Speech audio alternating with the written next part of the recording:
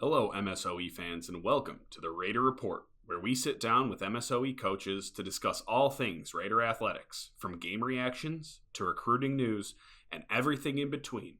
The Raider Report has all the behind-the-scenes details and news you want. And at this time, I am joined by my guest, the head coach of men's rowing, Chuck Stollenwerk. Coach, how are you doing today? Good, Greg. Always good to see you. Always great to see you as well. Let's get right into it. Let's recap. You guys have been busy. You guys have had 3 races in the past couple weeks here.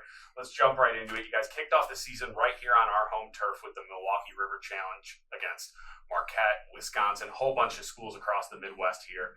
Talk to me a little bit about how that went. I know Purdue just edged you guys out there. Yeah, it was a successful day for you guys. It was a really successful day. It really sets things up for the future.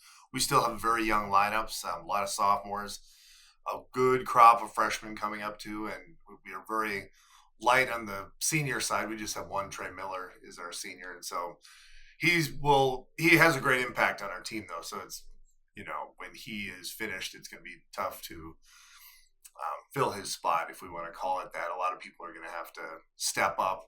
That's sort of what we're in the process of doing in general, is developing our wealthy middle class, if you want to call it, of rowers. But it's all part of the process, And the race itself, the 4 did outstanding. They just laid the law and just missed taking first from a club team. It was a team out of Chicago, but they tend to stack that lineup, and there's usually a lot of people that are in that club that had gone to maybe Ivy League schools or had competed at the highest level. And so from time to time we'll run into a bunch of fellas like that who like to come and be a pain in our keister. Yeah, we'll call it that. So but the real competition, what I really look at, is how we're up against Purdue, because it's a very good team. And so the fact that we beat them in the 4 is solid, and then we were right behind them in the 8.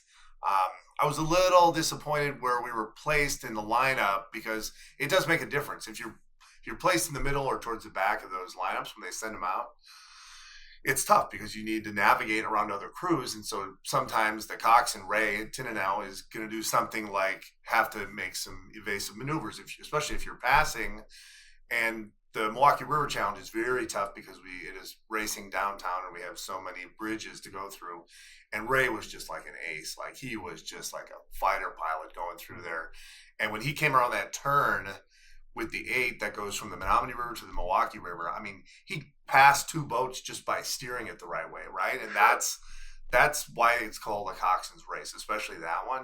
And he did outstanding. It was amazing. And it makes a big difference, because we raced Purdue again this weekend, and it was different conditions, and it actually made a difference. We actually had the gap much narrower here on our home course, and a lot of that's attributed to the fact that we know what it is, and we can take advantage of that, and we will each time. And so we were close. Next year we're probably gonna try and give it to them again, so we'll see how that goes. But yeah, that's pretty much how the MKE River Challenge laid out. For sure. And talk to me about the value of actually being able to do it in front of some of your fans. You guys are all over the place. You're going to Chattanooga. You're going to Cambridge this weekend.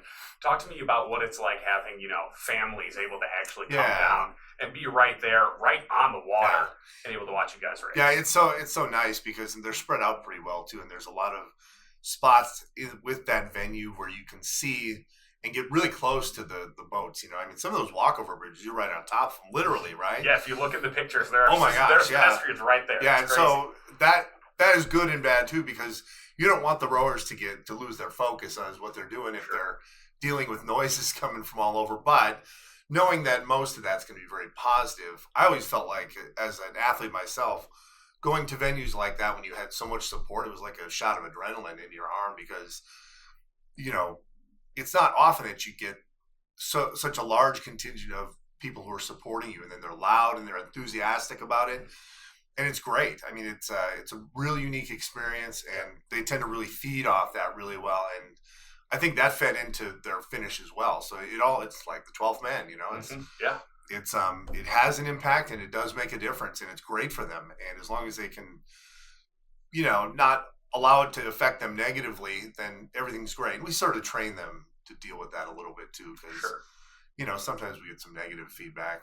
from the bars, especially on Friday nights if we go out. So But, it's funny you mentioned having that negative impact because it does make a difference when you're not used to having that support. I know when the women's basketball team hosted their tournament game in the winter, we had the band there. We packed the current. It was so loud and so raucous. I'm sure they appreciated it, but that's great. It definitely caught them off guard. I'm sure they would admit to that themselves. Yeah, and towards the end of the race, too, that noise gets almost deafening, and when you're down in that corridor where the Milwaukee River comes past Schlitz Park, there's a lot of flat surfaces in there, so everything echoes and resonates back and forth, and so you're really getting the full effect of that. And then you also know as an athlete that's near the end too, so you're looking forward to being done because you're working really hard too. For sure. So yeah, it all factors in a real positive way. We'll have to make sure that we work on some sort of way to waterproof our mics because miking you guys up next year for that race, Right. I think we could get some gems. Yeah, I think we can do it. All right, let's move on to the very next day. It was that Sunday. You guys went to Jefferson, Wisconsin for the Wisco Chase. Got an opportunity to do a couple different things from what I was reading, and I might be using the term wrong here, but is it sculling? Is that the two-man boat? Yeah. And that's not something you guys typically get the opportunity to do, correct? Yeah, so talk to me about that. So that's a lot. The Wisco Chase was not such a hugely saturated race like the Milwaukee River Challenge was. Not only from a standpoint of as many competitors, but also just the space by which the races take place is much wider. And so what that allows for is having the students be able to race in boats that they typically don't go out in as much. A lot of the sophomores that we had come in had some prior experience in those boats, so I was comfortable in having them maybe pair up with someone on the team who has some experience with that, but not as much, and they can sort of learn from them. And then you can go do the race. And so the doubles are, sculling is different from sweeping in that the sculling boats, you have 2 oars per person. And then in the sweep boats, which is exclusively collegiate for us anyway, it's each person gets 1 oar, right? Right. So in the 8s, those oars, in the 4s, they're about 12 feet long. And then in the sculling boats, each of the smaller oars is about 9 feet long. Okay. And we don't get to do it that much for 2 reasons, really. One is that we try and get out as many people as we possibly can every day that we go out. Sure. And the other thing, too, is it's really dark right now. And so we would have to have quite a few more coaching boats out to manage that type of a fleet because there's a disparity in development. Some of the rowers are really fast in those boats, and some of them are still working to develop their talents and such. Sure. So I just think from a safety perspective, it's just not a good idea for us at the moment. At the beginning of the year is fine. It's warmer. There's more light. And I have a level of comfort that we can do that. But it is a nice opportunity because it's really like a practice for them. They can go out and if they learn how to work those smaller boats, they actually get better in the bigger boats because the responses that you get physically from the shell itself and from the water and, having 2 oars as opposed to 1, I feel translates really well into the bigger boats because you recognize the kind of impact you have from a smaller boat than going into a bigger boat. And so it works better. The best way I can use to explain that is this race we're going to go to, the head of the Charles.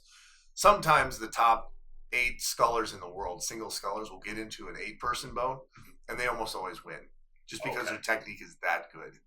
Yeah. Sure. So. Okay. That makes sense when you're relying on less people. Right. And then you can kind of just find that flow to lock in. Talk to me a little bit because I'm curious of, whether it's, 2-person sculling, an 8-man boat, a 4-man boat, what race is most likely to really physically exert a rower the most?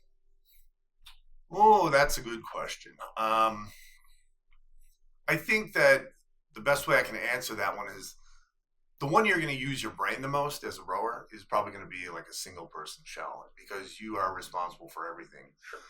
And so in some ways you will be more exerted overall because you are not only going to be physically exhausted from working really hard, but you're going to be mentally exhausted too from having to make all these, micro decisions all the time because it's only you and you're responsible for everything.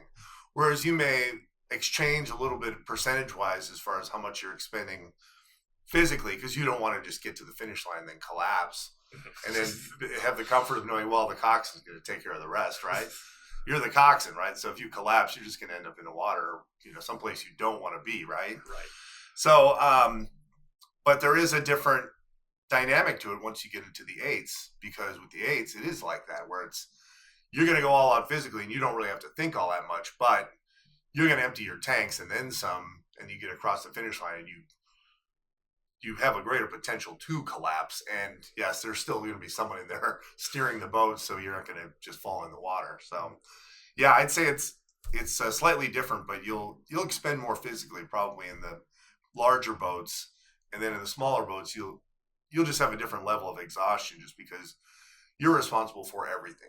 So for sure, thank you for taking me up on that. Yeah, that's a great question. Now let's talk about the head of the rock. Just this previous weekend, 0.2 of a second. Yeah, that's what the official results. That's say. what it was. I mean, that's a click of a button on on a timing mechanism. Really. Right? So talk to me about what that race was like from your point of view.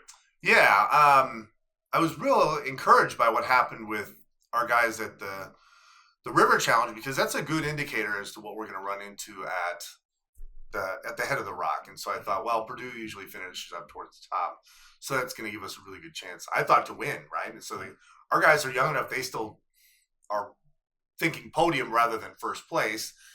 And I said, well, you do whatever you do, just keep going faster, and eventually you're going to get whatever you want, right? Because that's really how it should work. And I thought they probably could win that race. And then to see that Notre Dame nipped us by a little bit, they're also a very good team. And so I think that that's not so bad for our guys, because it really gives them something to shoot for. And I think we'll see that same crew out in Boston. Okay. And so they're going to look to really take some back. And I think our guys are very good that way, very resilient. And they will take great pleasure in taking some back if they get the chance, especially, with the Midwestern team like that too. So for sure. Yeah. All right, let's get into it now. Let's talk about some of your athletes specifically. Someone who I just talked about with Joel last week, Garen Schilling, dual sport athlete here on the rowing team, a captain of the swimming team. Definitely a little bit of a character from my interactions with him at media day, but you could immediately tell when he's around the swimming team that he's a leader. Talk to me about his role for you guys. I know he's one of the guys on the 8 boat at the very least, correct? Yeah, he's in our 8-man shell. He sits in the 4 seat. He's also a pretty good stroke seat. He's coming along very well. He is just an amazing talent. He is not only is he physically very well suited for this type of sport and for swimming, but he asks me the right questions all the time. He always wants to know how does he look and how does he get better, and if what I'm saying to him doesn't make sense, he will follow up with, okay, I understood what you said here, but I didn't understand what you said here. Can you give me an example, sort of a thing, Mm-hmm. And so he's good at many levels, right? He's doing the right sort of stuff physically, and he's, wanting to get better is really the best way to get better, Sure. is to constantly be a student of the sport, and that's really what he is. But he's also got a very calm demeanor about him too, right? He's not the type of person that's going to fly off the handle. He's very calculating, and in a sport like rowing where you need to be calculating and just constantly challenging yourself to say, okay, well, how can I do that particular motion better? I would imagine he does the same thing in swimming too. And so, yeah, the guys do. They look up to him as well. And like I tell all of our guys, I say, you can be a captain and act like a captain without actually being one on the team. I said, people will follow you for your actions and the things that you do and respect you for that. And everybody knows that, he's the top of the food chain, or as far as, what's going on with school. Who does 2 sports, right, in college? That's crazy. But he's great. Yeah, he's very respectful too. And as a coach, you really appreciate that. Having coachability is something that shouldn't be ignored. And he's very coachable. I mean, the feedback that I give him, he translates very well to what he's doing in the boat, and that's great. I mean, and he's just a sophomore, I mean, it's going to be, if he keeps improving the way that he's improving, the sky's the limit. He'll just keep getting faster. So for sure. Yeah. Gotta love having guys like that around that really helped set the culture. Oh yeah, yeah. Talk to me a little bit about the new Cox, Ray. He is replacing Owen. I'm not even going to attempt to pronounce Owen's last name because that's a tough one. But that's a hard role to step into, especially when you have a younger team. Like you said, Trey's the only senior, so they're really looking for you to guide them. But at the same time, you have guys like Trey and older guys on the team who have a standard that Owen has. Yeah, that's right. Talk to me about how he has acclimated himself to that role. Well, there's been a little bit of an adjustment period, and I kind of knew that was going to happen. And so, as a coach, you try and facilitate that into positive energy so that it becomes learning experiences. And there was, there always is. And when they are, it's just like you said, when the team is used to somebody who is so good as Owen, and his last name's Podjimski. So it took me a little bit to figure that one out too. But for Ray to sort of fill that spot, and it was tough too because coaching Coxswains is hard, especially for me personally. I don't think that in the coaching spectrum that I'm a bad Coxswain coach. I think that I've got an open enough mind to try and make it work as best that I do. But what's great about having Coach Sydney now is she's got a real background on that, and she is excellent at what she does, and that has really helped. But with Ray, so Ray's got a lot of great things working for him just in the beginning. Innately, he's great at being a coach in the boat and also keeping these guys focused, right? He's not a shy person at all. Like he can be very aggressive when he needs to be aggressive. It's just going to be a matter of him sort of tailoring his talents to what's going to work best for the boat. And he's figuring that out. There's going to be an adjustment period to do that, and he's tough too. Like he does not have thin skin. Like there have been times when there's been some back and forth, and he takes it and he puts it in his library of understanding what to do, and he puts up with some of my shortcomings as well. And these Coxswains, I tell them their primary prerequisite into getting into that job is they got to help me read my mind for me, Sure. And Ray's getting very good at that, just as Owen did. And it'll take him a little bit of time, but I'm more than confident that he is going to be just great at his job. I mean, what I saw at the River Challenge was just so proud of him, and excited to see where he's going to go with all this. So that's been great. I mean, that's a tough spot to be in. You're kind of the quarterback, but also the offensive coordinator at the very same time. That's right. Because you're steering the boat, but also calling the shots for the team. Yeah. That's a tough spot to be in, but it sounds like he's doing a great job at it. Let's talk a little bit about the leadership you got on this team. Trey Miller, senior captain, you said. Andre DeWitt Daniels, the junior captain. Talk to me about what it means to be a captain of a rowing team, because this is a group of kids that comes in, not necessarily recruited to come here, but all come together and join this team of various backgrounds, whether they've played a sport, didn't play a sport, know a little bit about rowing, know nothing about rowing. Yeah. They all come together. What does it mean to be chosen by your peers? I'm assuming they vote on the captain. What does it mean to be elected the captain of that team? Yeah, we joke a lot with Trey because he's the only senior. And so he was, I don't want to say more or less thrust into that position by default, but Trey's doing a great job. One of his greatest attributes is that he recognizes his own shortcomings too, and he works on it. And Trey is an overachiever, and he really wants things to be great for the team. And sometimes trying to figure out exactly what that entails, it does require a little bit of interpretation, right?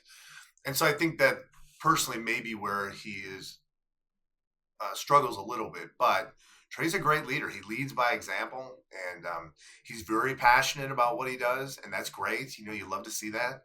He and Andre are slightly different in that way. Andre is more of a, he is more of a cerebral like cheerleader than Trey. They're just different in that way. Trey's a guy that really puts the foot down on the pedal and makes sure the guys are doing what they're supposed to be doing, and wants to know why if they're not, right? Mm-hmm. And so that's good. You want to make sure that you've got someone who's taking the whole thing seriously and actively participating in everything that's going on. And, as I sort of alluded to before, one of Trey's greatest attributes is that he's not afraid to be humble and have some humility about what he's doing. When he is aware that he has made a mistake, he also tries to correct it and make it better moving forward. And he works the same way with the team in as much as, well, if it's not working, then what do we got to do to fix it, right? And that's great. It's not an easy job because it's so different from person to person. And so he and I talk a lot about how do we fix, this situation, and this person's struggling a little, how do we help them out, sort of a thing. And Andre is just slightly different. He kind of, he talks more to the guys individual and sort of gets more of the personal angles on things, right? Sure. And I think that's important too, because sometimes it's not always cut and dry. I mean, you want your common denominator to be as high as possible on a team like that. But to the same token, sometimes there are exceptions. And especially if you're bringing people up who haven't done it before, you need to be patient with certain parts of the process. And that's kind of the way it is with learning, and sometimes when you get to an advanced stage of learning as a person, as a coach, and as a captain, sometimes there's not always that immediate patience for the development process, and you can get frustrated really quick. But yeah, that's okay, because I think that you need to explore those lines and figure it out. And then there's going to be some times when you need to say, okay, well, we've done this enough. We've put up with enough of that type of, I'll call it behavior, but we'll say more like actions. We need to shore up our ends a little bit, and we need to kind of work our way through that. If it means having to be a little tougher, we'll be a little tougher. Sometimes that applies, and then sometimes it's like, well, we're all burned out. Okay, well, we'll back off a little bit, right? So it's just being able to be open to such different levels of interpretation is probably the most challenging part of that job, and to some degree my job. But they're good about talking with me about stuff, and as long as we have an open line of communication, that works the best. For sure. That's something that never crossed my mind is, coming from an athletic background, playing, football, baseball, growing up, stuff like that. So much of like the being dedicated to a team, going to practice every day, that's just second nature. That's a given. Whereas I can imagine if you're just getting into a sport now when you're in college and kind of learning that dynamic, I can imagine it's a little bit of a whirlwind trip to be on for some of these kids. Yeah. So talking about the value of having, someone who, wants to keep a standard at that level, and then someone who can also, peel back the curtain and kind of bring everyone along at whatever pace they need to be at. That's awesome. Yeah. That's awesome. Let's get into Raider Rapid Fire, everyone's favorite segment here. Okay. These are getting really random now because I've asked people a lot of questions. I can't keep track of who I've asked what, so I apologize if there's any repeats. That's okay. Cantaloupe or honeydew? I like cantaloupe. Okay, for sure. If you were on a desert island and you could only have one, would you choose a book, a movie, or an album? Oh, gosh. Bonus points if you can say what specific one it is. I would say the book seems to be most ubiquitous, and you don't need something to play music. And so it was a book, it was an album, or a movie. Or a movie. Yeah, you might need devices that may give you a hard time with the two other things. So I'll go with the book every time. All right, you're a smart person. Actually taking that one literal. Your biggest fear could be rational or irrational. What scares you? It may sound cliche, but the unknown. There are, call that a lack of control or something too. But yeah, just the fear of the unknown is that's a big one. And that's I think about it often. Yeah, I remember vividly in the 7th grade, it would have been the 6th grade, and we all rotated our foreign languages. So you did like a month and a half of Spanish, a month and a half of French, so you could determine what you wanted to do. And one day out of the blue, the French teacher turned to all of us and said, tonight, when it, turns dark, I want you to walk outside and stand in your driveway, look up at the sky, and just say to yourself, it never ends. I think that was my first run-in with existentialism, because that messed me up as a kid. And so simple, right? Right. But no, that's... Simple's not always easy. Yeah. Just on the surface, truth or dare? What do you lean? I will go truth more so now. Dare may previous life. It may require physical requirements that I don't have anymore. So we'll always go with truth. I like to be transparent as much as I can too. All right, last two, because we're in Halloween season. What's your favorite Halloween costume you ever wore? I think I went as the Crow one year, and that was pretty slick. Full face paint. Yeah, it was the whole 9 yards, and nice. It was. I think I looked a lot like, I forget who, Brandon Lee at the time. So yeah, it worked out pretty well. That was a good one. Yeah, it was a good looking costume. Alrighty, and then if you, back in the day when you're trick or treating, what's the best trick or treat candy to get, and what's the worst? I think I always liked the taffies and the gummies best. For sure. Same here. Yeah, it was. And if you had to be reduced down to it, maybe like a Snickers bar, I guess. But yeah, I talked to my kids a lot about trick or treating. It's different. It was different for us than it was for them. I would talk about getting the pillowcase. Yep, And then just that's what we did. Yep, going up Wisconsin Avenue all the way to the medical college, and then coming back. And we would get a lot of candy, and so yeah, we got our choice of it all. So that's awesome. All right, let's get back on track here. Last time I had you on, you guys had, I think, just debuted them a few months beforehand, but you guys got new shells last year. Mm-hmm. Talk about how that affects racing, practicing. I've got to assume that making an upgrade like that is a world difference. It is, yeah. I mean, if I had to guess so empirically, we had tried a newer shell before we got our brand new ones, as opposed to the real old ones that we had been using, the 20-year-old shells, right? Mm-hmm. And we immediately noticed about a 10 or 11 second difference from just that. And I can imagine on top of that, going from the shell that we had been racing primarily this fall to the new ones that we had gotten, we actually have not opened them up to use this fall, just because there's a lot more collisions that happen in the fall. And so, and we also, there's a lot of debris in the river too.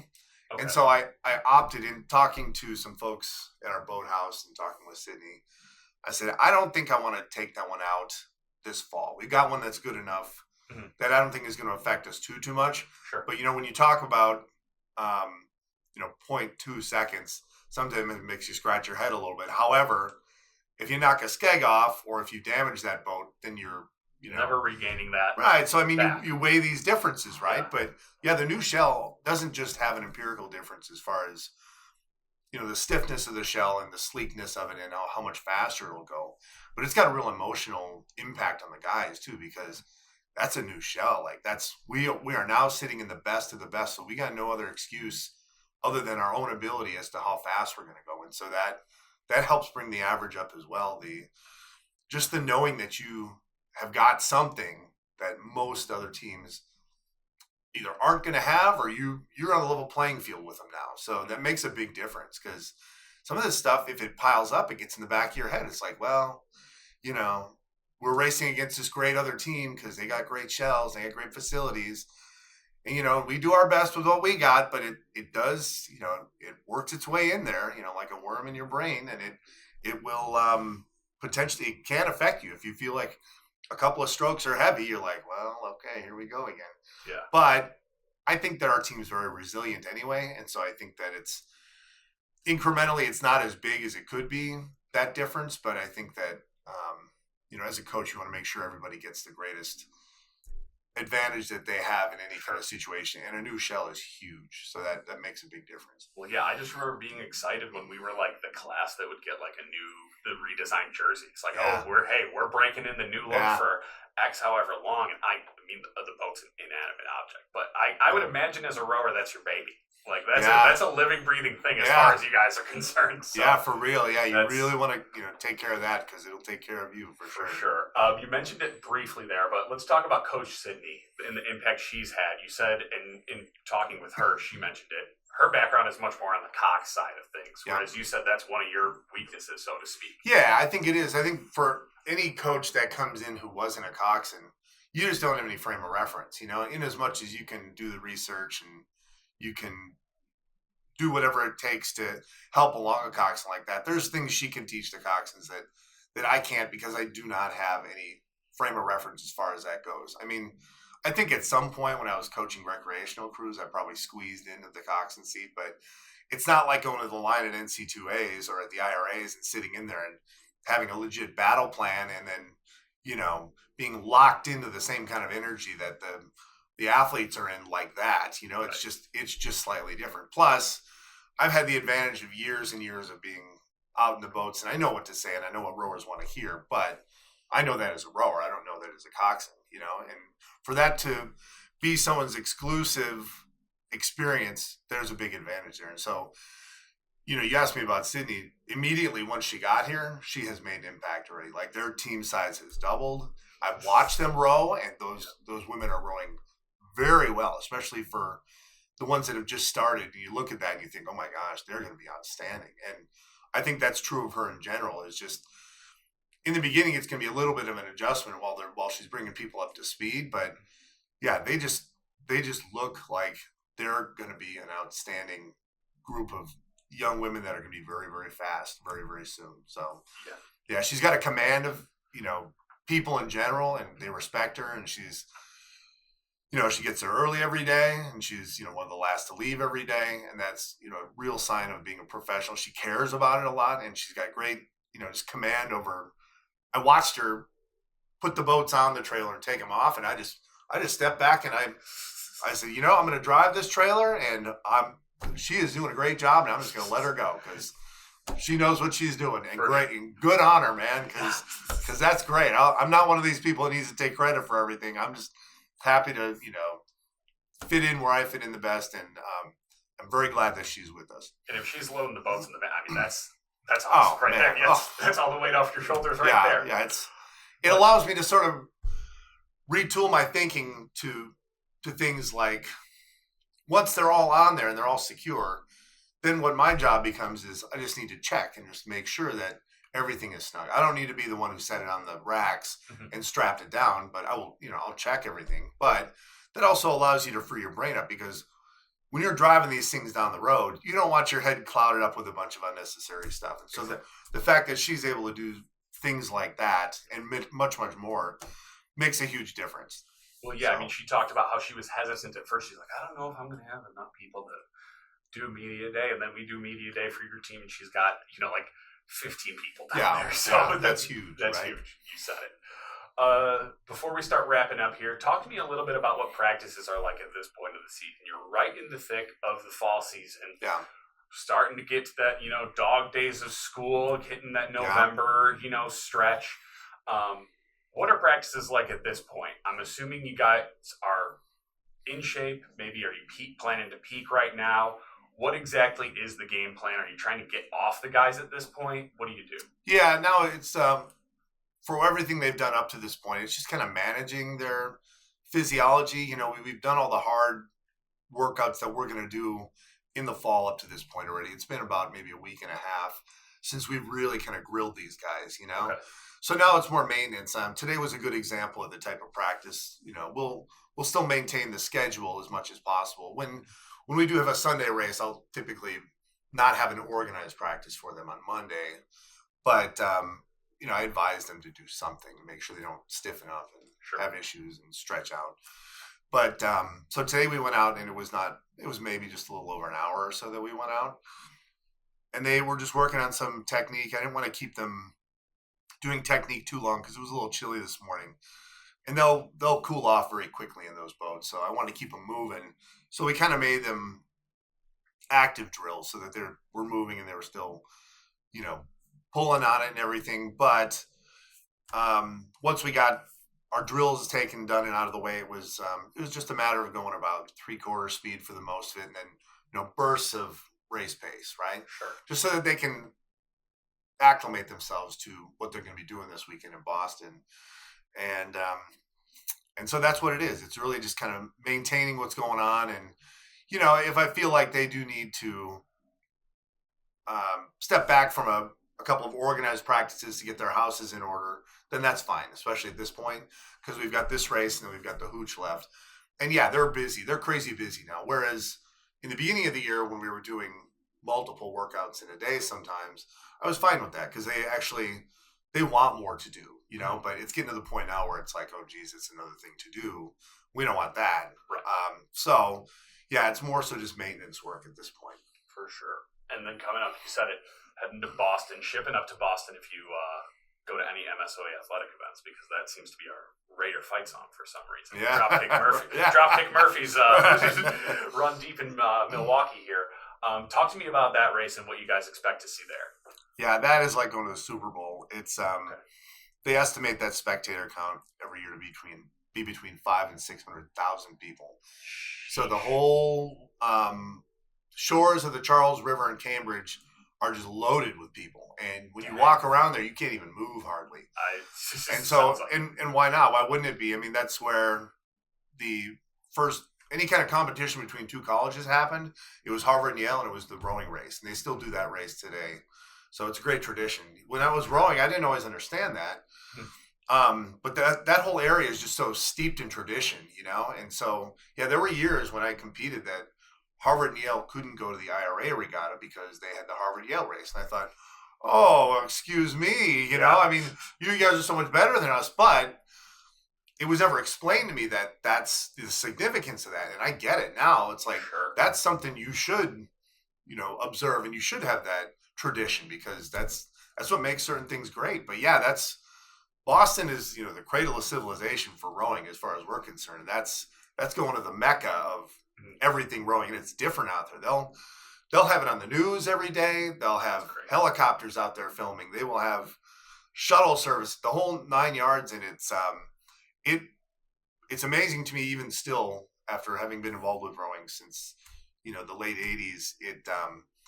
Just the level of support and interest that it is out there. It's just so different. It's like football here, and so, yeah, it's cool to see it. It's the students from MSOE and actually just from the Midwest in general go out there and they think, wow, I never knew my people actually existed like this, and right. And so it's great. Yeah, everything. And then you go to the restaurants, everybody's excited to see you, and oh, you're a rower. Oh, tell us about your team. Where you're from and all this. And yeah, the city of Boston does a great job, and that's and that race.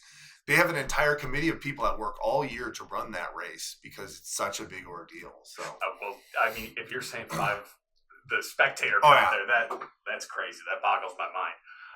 And are we getting 2 boats at the head of the Charles, or are we just getting? We just have the one, but we're always looking to build on that. And I think that our boat is going to do very, very well at this race. So we're doing the 8 at this one at the Charles. It's not the 8; it's just the 4. Okay, they've been cooking. Yeah, they've been cooking. We'll get the 8 there soon enough, but I didn't want to try and get too greedy on that one. Sure. I thought for sure that our top 4 would have a real chance to sort of reestablish themselves at that race. We'd had a bit of a dry spell there. There was a couple of years in between, I think 2012 and 2016 or 17, where we were sending boats every year because you need to be invited back to this one, right? Okay. And so you go in there, and if you place within a percentage of the top crew in your category, you get immediately a bid back. And so that's what we're looking for. And yeah, we had some lean years in there where we didn't make that cut, and so we didn't get invited back for a while. And so sometimes you take your lumps, but we're back again, and we're looking to reestablish that tradition for us. And so, yeah, we actually, I think, medaled in 2012 in the men's collegiate 4, so we'll be looking to do that one again, and I think we're in a great position to do that. Well, we're hoping to see you guys do that. Best of luck to you, Coach, as you guys head off to Boston. You bet. Thank you, Greg. I always appreciate it, man. Thank you. You can follow Raider Athletics on YouTube at MSOE Raider Athletics, and you can follow us on Twitter and Instagram at MSOE_Raiders. Don't forget to find us on Spotify, too. Be sure to like, subscribe, follow, repost, share, and get the word out to all your Raider friends and family. We want you to be heard. Mention us on social media and tell us what you want to hear about. Go Raiders!